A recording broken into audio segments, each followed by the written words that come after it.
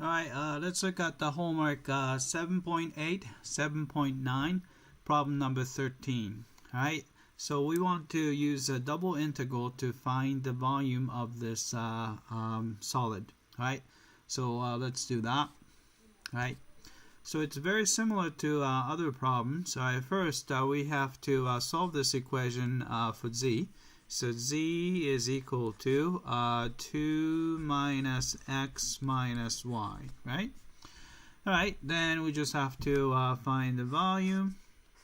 So we have double integral. Alright, function is 2 minus x minus y. Alright, then we can do with respect to x, with respect to y. In this case, it really doesn't matter. So let's do with respect to y and with respect to x later.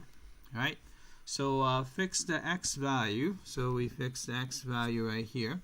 Then we have, so go from here to there. Right? So we need to come up with the equation. Actually, the equation isn't given here. So it goes through 2. So actually, so slope is, as you move to the right 2 units, it goes down 2. So slope is negative 2. So this equation is right here. Y equals, so slope is negative 1. And y-intercept is 2. Alright? So for the fixed x, y is going to go from, so here, y equals 0 to y equals negative x plus 2. Alright, so this goes from, y goes from 0 to negative x plus 2. Alright, then after that, we can just, x starts from 0, so that would be this guy.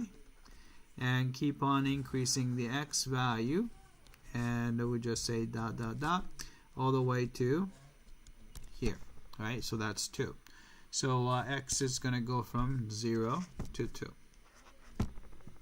Alright, then all you really have to do is evaluate this integral, and so let's do that. So inside, so we're going to have to work on inside one here.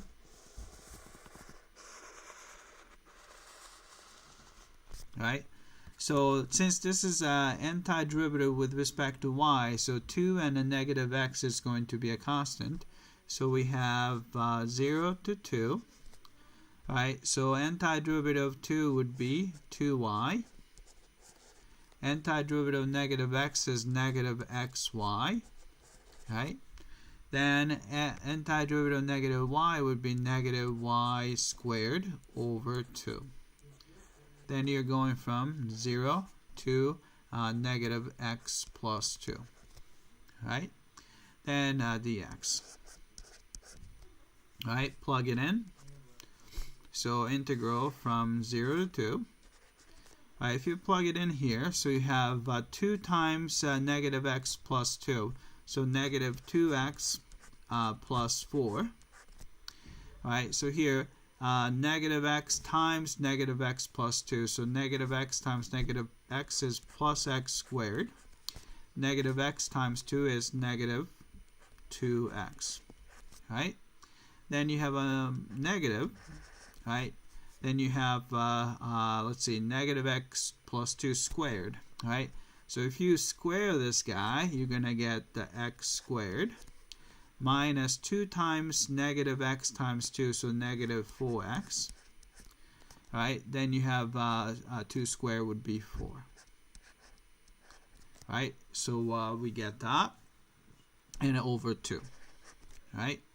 And so that with respect to x. Right? So we need to simplify this a little bit. So let's collect the like terms. So still going to be 0 to 2, so x squared term, right?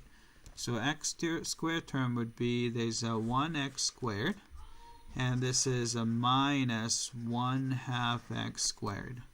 So it's x squared over 2, right?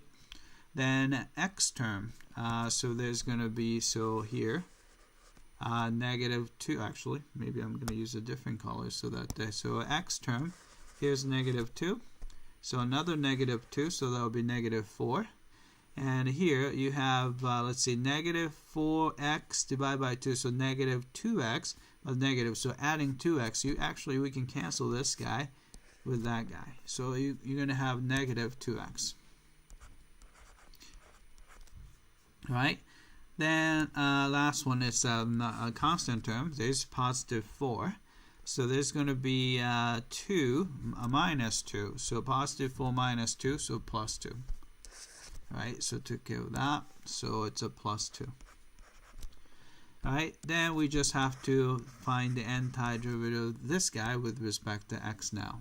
Right, so first term, add 1 to the power is 3. Divide by 3, 2 was already there, so 6. Antiderivative of negative 2x is negative x squared. Right, antiderivative of 2 is 2x. Then we go from 0 to 2. Right? So this is going to give us, put 2 cubed is 8. 8 over 6 is 4 over 3. And a minus 2 squared would be 4. Plus 2 times 2 is 4. Minus, if you plug in 0, it's going to be 0. So that's it. So you have, right, we got 4/3 as the answer. Right? So let's type it in. Right? So we got 4/3. Right? Let's submit for testing. Alright, it came back and looks like we got this one correctly. Alright, that's it. I hope that this was clear.